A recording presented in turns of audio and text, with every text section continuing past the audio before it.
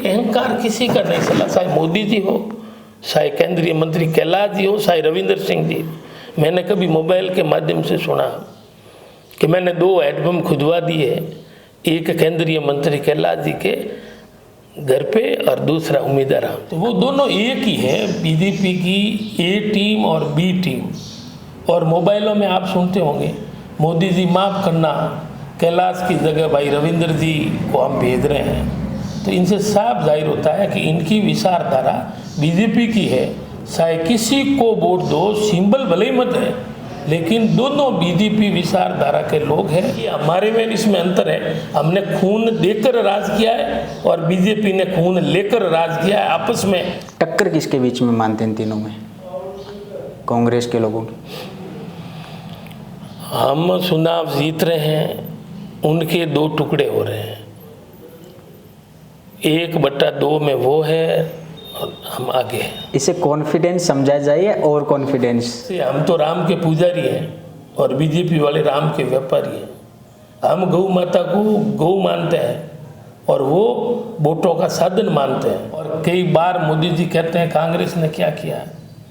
मैं उनको कहना चाहता हूँ कि साहब आप जो स्कूल में पढ़े वो स्कूल भी कांग्रेस ने बनाई।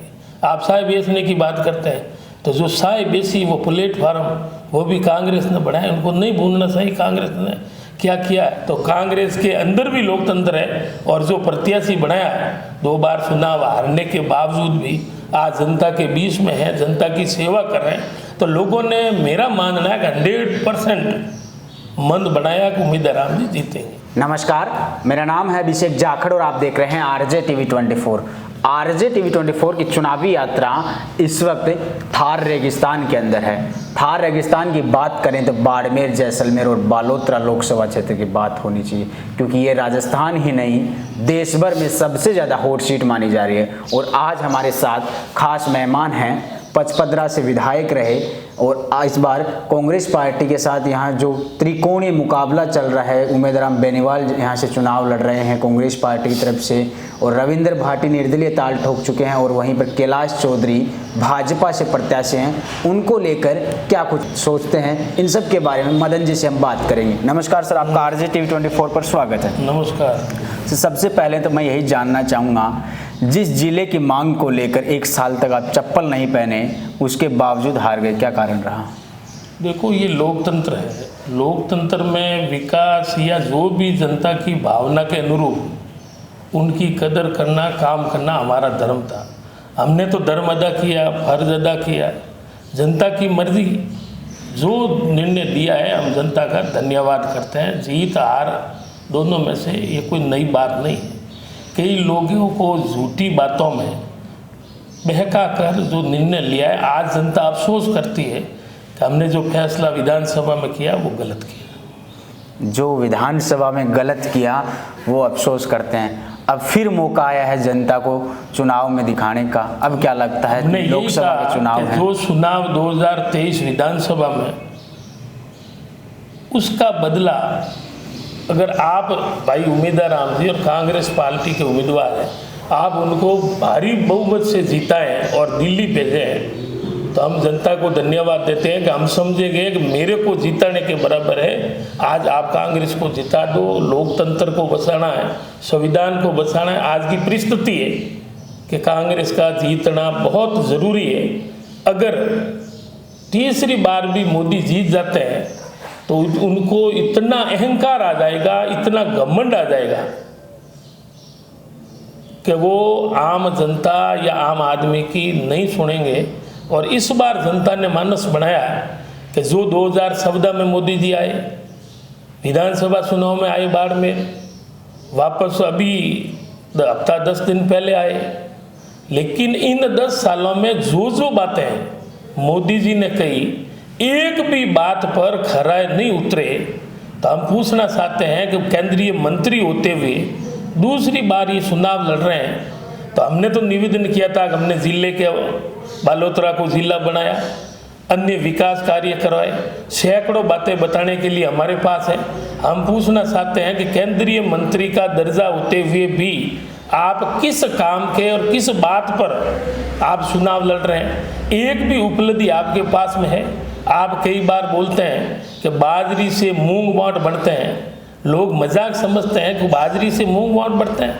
केंद्रीय मंत्री के मुंह से ऐसी बातें सुबह वो भी कृषि राज्य मंत्री हैं और कृषि राज्य मंत्री होते हुए किसानों को उम्मीद थी कि हमें क्लेम ज़्यादा मिलेगा दूसरों की बजाय, और ज़्यादा तो छोड़ो, आज दिन तक किसान दर दर भटक रहा है। और बीमा कंपनी के साथ हमारा खुला आरोप है कि इस मंत्री और बीजेपी सरकार के नेताओं ने मिली भगत कर किसानों के साथ कुटारा घात किया है। अभी प्रधानमंत्री जी आए थे कि बाबा रामदेव जी का जन्म जम्मू कश्मीर में हुआ है। आप सभी जानते हैं कि गुजरात के लोग राजस्थान की बजाय बाबा रामदेव जी के बहुत ज़्यादा मानते हैं, और वो गुजराती होते हुए भी उनको मालूम नहीं कि बाबा रामदेव जी कहाँ के हैं, और धर्म की बड़ी बड़ी बातें करते हैं। 2014 में आए कि ये लूनी नदी है, 12 मासी पानी से भरी हुई चलेगी, आम लगेंगे, और न तो आम लगे, और वापस 5 साल बाद आए कि 5 साल कम पड़ रहे हैं, मुझे और मौका दो। तो लोगों ने एक बार नहीं 2 बार, एक सीट नहीं 25 की 25, और 25 सांसदों में से एक भी बंदे में इतनी हिम्मत नहीं थी कि बाड़मेर बालोतरा जैसलमेर की पैरवी करने के लिए संसद में और संसद के बाहर इतना मोदी जी से डरते हैं कि ये लोकतंत्र नहीं है, राजतंत्र है। जो जितना कहते हैं वो उतना हाथ खड़ा करते हैं। तो ऐसे कमज़ोर लोगों को भेजने की बजाय जो किसानों की आवाज़ बुलंद मजबूती से बाड़मेर बालोतरा जैसलमेर की रखे, तो वो रखने की हिम्मत कोई रख सकता है। तो कांग्रेस के अंदर भी लोकतंत्र है, और जो प्रत्याशी बनाया है 2 बार चुनाव हारने के बावजूद भी आज जनता के बीच में है, जनता की सेवा कर रहे हैं। तो लोगों ने, मेरा मानना है कि 100% मन बनाया कि उम्मीदवार राम जी जीतेंगे। लेकिन मुकाबला त्रिकोणीय है। शिव से विधायक हैं रविंद्र भाटी, जो पहले लोग विधानसभा में निर्दलीय चुनाव लड़ते हैं और जीत जाते हैं, फिर चुनाव मैदान में उतर गए हैं। जनता ने उनको बहुत कुछ दिया कि 2-3 महीनों के अंदर वो जनता के बीच में गए, मैं आपकी सेवा करूंगा। तो लोगों ने दिल खोलकर एक निर्दलीय विधायक बना, 3 महीने हुए, और वो सेवा तो शायद भगवान जाने। अभी और लोकसभा में आए हैं तो वो दोनों एक ही है, बीजेपी की ए टीम और बी टीम। और मोबाइलों में आप सुनते होंगे, मोदी जी माफ़ करना, कैलाश की जगह भाई रविंद्र जी को हम भेज रहे हैं। तो इनसे साफ जाहिर होता है कि इनकी विचारधारा बीजेपी की है। चाहे किसी को वोट दो, सिंबल भले ही मत है, लेकिन दोनों बीजेपी विचारधारा के लोग हैं। और हमारा प्रत्याशी एक ही है। हम मानते हैं कि त्रिकोण में 3 उम्मीदवार भले खड़े हैं, लेकिन चाहे किसी के पक्ष में वोट जाएगा वो बीजेपी को ही जाएगा। इसलिए भले आधे इनको दे आधे इनको दे, लेकिन लोकतंत्र में अहंकार किसी का नहीं चला। कई उतार चढ़ाव आए और लोगों ने इनको आशीर्वाद दिया। युवा है, महत्वाकांक्षा होनी चाहिए, लेकिन जो काम दिया वो तो पूरा हुआ ही नहीं। और आगे जिस तरीके से कर रहे हैं, जनता के हाथ में, जनता जो निर्णय करेगी, जनता अच्छा निर्णय करेगी। हमें पूरा भरोसा है कि आज 2 बार चुनाव हारने वाला साधारण आदमी, किसान का बेटा, और कांग्रेस ही एक पार्टी है जो आज़ादी से पहले, आज़ादी के समय, आज़ादी के बाद में, और कई बार मोदी जी कहते हैं कांग्रेस ने क्या किया। मैं उनको कहना चाहता हूँ कि साहब, आप जो स्कूल में पढ़े वो स्कूल भी कांग्रेस ने बनाई। आप चाय बेचने की बात करते हैं तो जो चाय बेची वो प्लेटफार्म वो भी कांग्रेस ने बनाया। उनको नहीं भूलना चाहिए कांग्रेस ने क्या किया है। ये तो इनको तो लगता है जो भारत और हिंदुस्तान देश ही 2014 के बाद में ही बना हुआ, पहले देश था या नहीं था, इस तरह के बातें करके। और मुझे तो बड़ा अफसोस होता है, जो राम को लाए हैं हम उसको लाएंगे। व्यक्ति की ताकत है राम को लाने की, राम ईश्वर है, भगवान है, और भगवान अपन को ला सकता है। औकात चाहे बीजेपी कांग्रेस दोनों शामिल हो जाए, राम को अपन नहीं ला सकते, राम ने अपन को लाया। तो इस तरह की अहंकारी बातें हैं। कभी कभी हमने फोटो में देखा कि आपका कद बड़ा, मोदी जी का लंबा, भगवान श्री मर्यादा पुरुषोत्तम रामचंद्र भगवान जी का रामलला को अंगुली पकड़ा के लेके जा रहे हैं, बताकर अंगुली पकड़ कर ले जा रहे हैं। तो इनसे ज़्यादा शर्मनाक क्या बात हो सकती है कि भगवान को बच्चे की तरह ले जा रहे हैं। क्या मोदी जी में इतनी ताकत होगी, वो राम से बड़े हो गए? तो कई बार कभी पुलवामा हमले के नाम पे 2019 में वोट लिए, 2014 में 2 करोड़ युवाओं को नौकरी मिलेगी, काला धन आएगा, खाते में 15 लाख आएंगे, भाइयों बहनों देश बिकने नहीं दूंगा, न खाऊंगा न खाने दूंगा। मैं धन्यवाद सुप्रीम कोर्ट का देता हूं कि उन्होंने तिलक और उनको जो नंगा किया है, 2 करोड़ रुपये कमाने वाली कंपनी या पार्टी 300 करोड़ रुपये का संदा देता है। इनसे ज़्यादा शर्मनाक क्या बात हो सकती है? अब कह रहे हैं न खाऊंगा न खाने दूंगा, देश बिकने नहीं दूंगा। बातें तो उन्होंने बड़ी बड़ी की, चाइना को लाल आंख दिखाकर बात करूंगा। चाइना भारत की सीमाओं में अंदर आ रहा है, विदेश नीति में फैले। सर्जिकल स्ट्राइक के नाम से 2019 में अजहर मसूद का साला मरा। क्या प्रमाण है आपके पास में? क्यों लोगों को गुमराह करते हो? 800 लोग खत्म हो गए। पाकिस्तान कह रहा है हमारा एक भी आदमी नहीं हो और कोई दिखना ही नहीं। और इस तरह की हवाईजहाजों के टेलीविज़न के माध्यम से फोटो दिखाकर मानो भारत पाकिस्तान का युद्ध हो गया। तो ये चुनाव में वोट लेने के लिए किसी भी हद तक जा सकते हैं। और चाइना में न तो मजबूती से बात की, और रेलवे, बंदरगाह, हवाई जहाज़ें सब बिक रहे हैं, और ये कह रहे हैं कि देश बिकने नहीं दूंगा। तो कब? अब कह रहे हैं, बड़ी बात आप समझो, राम की तो बात करते ही हैं, 10 साल वो शासन में है, भारी बहुमत से हैं, और नारा देते हैं 400 पार। तो आप कोई भगवान तो हो नहीं। अगर आपको पहले ही मालूम पड़ रहा है, हमारा आरोप है कि मशीनों में सेटिंग की आपने, जनता निर्णय करेगी किसको जिताएगी किसको नहीं जिताएगी। आपको पहले कह रहे हैं 400 आ रहे हैं, तो वो मतदान की क्या जरूरत है? और अगर 400 आ रही है तो सरकार तो 300 में भी बढ़ जाती है।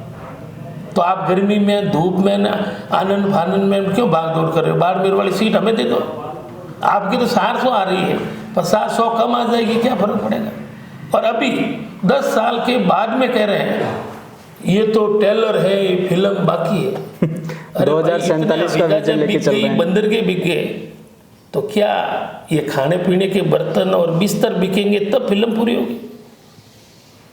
तो इसलिए अहंकार किसी का नहीं चला, चाहे मोदी जी हो, चाहे केंद्रीय मंत्री कैलाश जी हो, चाहे रविंद्र सिंह जी।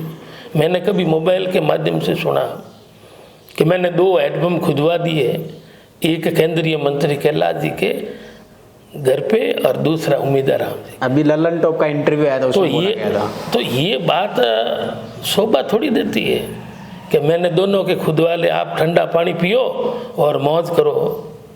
ये अहंकार राजा रावण का भी नहीं चला, और कभी मुंह से निकलना मुझे कोई हरा ही नहीं सकता है। हम तो निवेदन करते हैं कि हमारी ताकत नहीं है, ताकत जनता की है।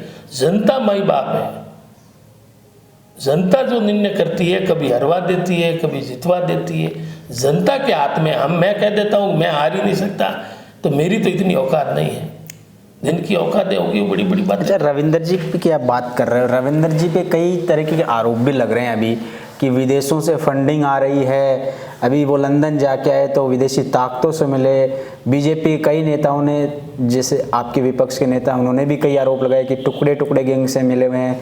जो कैलाश चौधरी है वो कई बार आरोप लगाए। क्या लगता है आपको? मैंने पहले भी कहा कि ये दोनों एक ही विचारधारा के लोग हैं, ये नूरा कुश्ती खेल रहे हैं। ये आरोप इनके ऊपर लगाते हैं, ये आरोप इनके ऊपर लगाते हैं। मेरा मानना है कि दोनों एक ही विचारधारा के हैं। और रही बात आरोप की, तो वो तो समय आने पर दूध का दूध और पानी का पानी अपने आप हो जाएगा। सच्चाई कभी नहीं छिप सकती, समय लग सकता है। जो भी होगा वो तो अपने आप आएगा। मैं तो दोनों को बीजेपी मानता हूँ, ये आरोप लगाने वाले और जिसके ऊपर लगता है वो दोनों, ये दोनों बीजेपी के ही है और एक ही सट्टे बट्टे के दोनों भाई। मैं तो कहता हूँ कांग्रेस को जिताएं, आम मजदूर किसान को मजबूत करें, भाई उम्मीदवार राम जी को जिताएं। भले और सजन आदमी हैं। और मुझे तो बड़ा दुख होता है कि हमारे पास में बताने के लिए खूब बातें हैं, और आज जो अशोक गहलोत जी या कांग्रेस सरकार में शायद चिरंजीवी की 25 लाख बीमा वो बंद कर दिया, खाद्य सामग्री बंद कर दी। अगर आपको नाम से ही दुश्मनी है तो अशोक गहलोत का हटाकर भजन लाल जी का लगा देते। लेकिन गरीब का जो हक है, जो उसको मदद है, वो बंद क्यों कर रहे हो? और आप बात तो मदद की करते हो और बंद करते जा रहे हो। तीर्थ यात्रा योजना है और ये कई बार गौ माता की बातें करते हैं। मैं तो मानता हूँ कि जैसे हम तो राम के पुजारी हैं और बीजेपी वाले राम के व्यापारी हैं। हम गौ माता को गौ मानते हैं और वो वोटों का साधन मानते हैं। चुनाव आते हैं, गौ माता की जय, चुनाव गए, आवारा पशु। जब बीजेपी वसुंधरा जी की सरकार में 3 महीनों का अनुदान मिलता, अशोक गहलोत जी ने 12 महीनों का अनुदान किया। प्रतिदिन 32 रुपये मिलते, अशोक गहलोत जी ने 40 रुपये किए। तो मैं कई बार जनता में कहता हूँ कि भाई 3 महीनों की गौ माता की मदद करता है वो सच्चा गौ भक्त है या 12 महीनों की मदद करे? धर्म की बातें करते हैं। एक आम बुजुर्गों को, साधारण और गरीब परिवार को, हर मजहब के व्यक्ति के लिए तीर्थ यात्रा योजना है। हवाई जहाज में, रेल में, तो जो तीर्थ यात्रा फ्री करवाने की योजना लाई, वो धार्मिक आदमी है या बड़ी बड़ी डींगे हाँकते हैं सिर्फ वोट लेने के लिए धर्म की और भगवान राम की बातें करते हैं? बाकी वास्तविकता ये तो हिंदुस्तान में आज आम वातावरण है कि हम दो, हमारे दो जी, 2 देने वाले 2 लेने वाले, दुनिया जानती है। धर्म की बात हो रही है, आरोप प्रत्यारोप की बात हो रही है। तो आरोप प्रत्यारोप अभी कल से सोशल मीडिया पे मैं देख रहा हूँ कि उमेदराम बेनीवाल को लेकर एक ट्रेंड चल रहा है कि उमेदराम जो जहाँ से चुनाव लड़ रहे हैं वो बॉर्डर से सटा इलाका है, अगर उमेदराम जीत गया तो यहाँ की जो सीमाएं हैं वो सुरक्षित नहीं होगी। इस पर आपका क्या राय है? देखो, ये कितनी मजाक की बात है। सीमा किसके हाथ में है? देश के हाथ में है, सेना के हाथ में है, जहाँ सरकार होती है उसके हाथ में है। चाहे उम्मीदवार राम जी हो या दूसरा प्रत्याशी हो, जीत हार जनता के हाथ में है। लेकिन ये आरोप लगाना सरासर गलत है कि सीमाएं सुरक्षित नहीं होगी। तो क्या उम्मीदवार राम जी मैं अकेले सीमाओं को तोड़ देंगे? सीमा की निगरानी और सुरक्षा ये देश का सिस्टम है या कोई एक व्यक्ति के हाथ में नहीं है। जिसकी सरकार होती है उनका होता है। एक सांसद या एक व्यक्ति के हाथ में सीमाएं थोड़ी होती है। और ये कैलाश जी जीत गए तो कौन सी मतलब सुरक्षा सुरक्षित कर दी? कई बार बड़ी बड़ी खेपें अडानी जी के बंदरगाह में आई, यहाँ भी आई।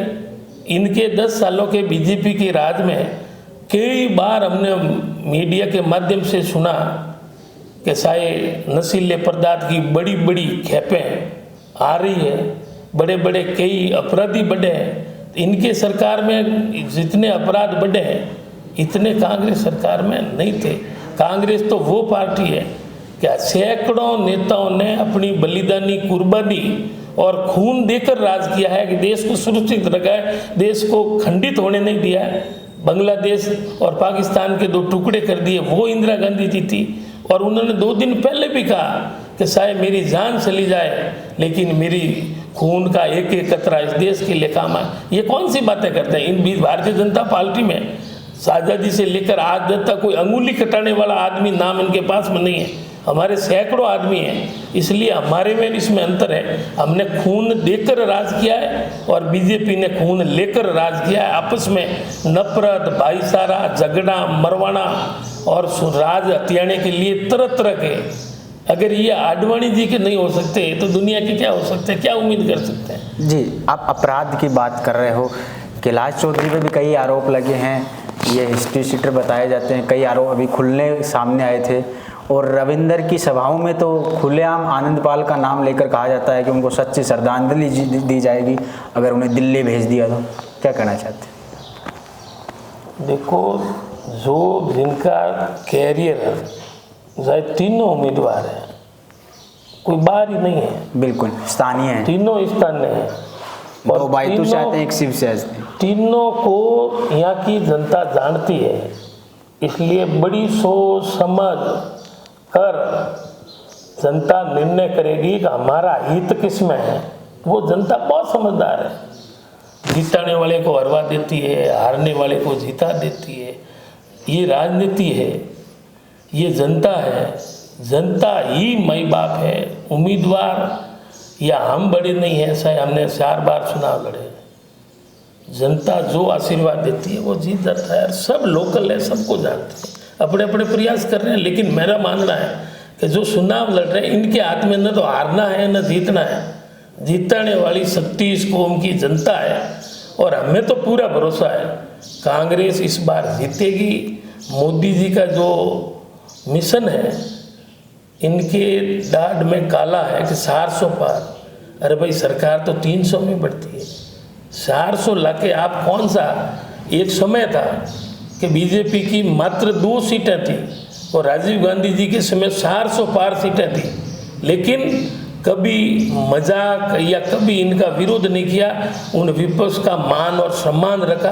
वो विचारधारा के लोग हैं। और ये तो कहते हैं कांग्रेस मुक्त भारत। कांग्रेस मुक्त भारत से कभी नहीं हो सकती। और जो ये सपने देख रहे हैं, क्या मालूम ये झोले लेकर ये जनता के बीच में ही नहीं रहेंगे। कई बार कहते हैं मैं तो फकीर हूँ, झोला लेके चला जाऊंगा।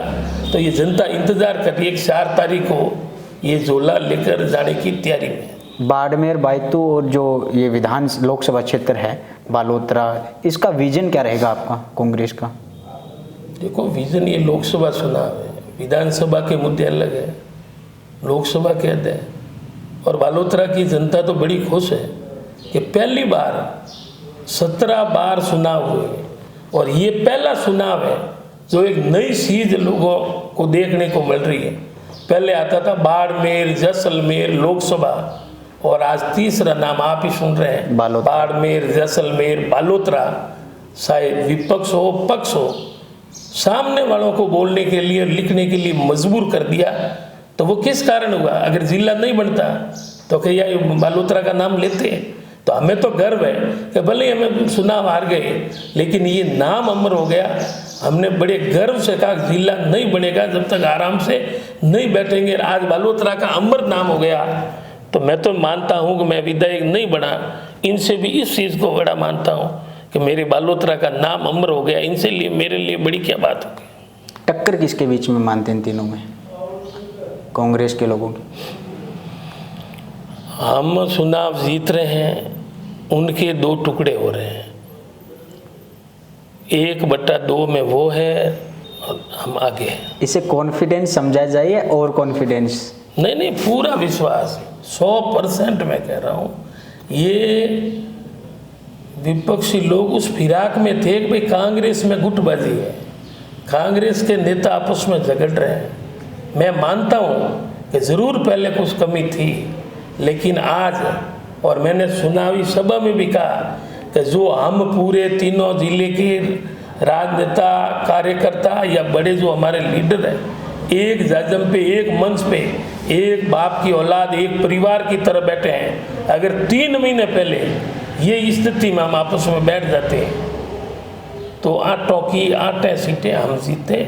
हम एक साथ और आपस में तालमेल के अभाव के कारण हम आ रहे हैं, हम कोई मोदी जी के कारण नहीं आ रहे हैं। मूल ओबीसी के जो वोटर हैं वो किस ओर जा रहे हैं इस बार? देखो, मूल ओबीसी में कोई एक जाति नहीं है, कई जातियां हैं, सैकड़ों जातियां हैं, अपनी अपनी विचारधारा है। कई मोबाइल के ऊपर ये झूठा बाउंडर कर रहे हैं कि मूल ओबीसी का किसी ने ठेका ले लिया है। मूल ओबीसी ज़रूर दूसरों की बजाय इतनी मजबूत कौम नहीं है, भोले भाले लोग हैं, विश्वासु लोग हैं। कई बार डर के उनको करना कुछ है और बोलते कुछ है, लेकिन मूल ओबीसी किसी एक के पक्ष में नहीं जाएगी। अपनी अपनी जो विचारधारा है वो तीनों के पक्ष में जाएगी। जी शुक्रिया। तो ये थे हमारे साथ मदन जी प्रजापति साहब। अब देखना ये दिलचस्प होगा कि जिस तरीके से बालोतरा को जिला बनाने के लिए इन्होंने पैरवी की और ये जिला बना, तो इस बार यहाँ से जिस तरीके से ये उम्मीदवार बेनीवाल के समर्थन में ये बात कह रहे हैं, क्या दिल्ली जा पाएंगे या नहीं, है तो आने वाली 4 जून को जब परिणाम आएगा तब पता चलेगा। लेकिन महज कुछ दिन बाद चुनाव है। आप ज़्यादा से ज़्यादा संख्या में वोट कीजिएगा, क्योंकि आपके एक वोट की कीमत बहुत ज़्यादा होती है। फिर मिलते किसी चुनावी सोशल में, तब तक के लिए मुझे दीजिए इजाज़त। नमस्कार, राम राम साहब।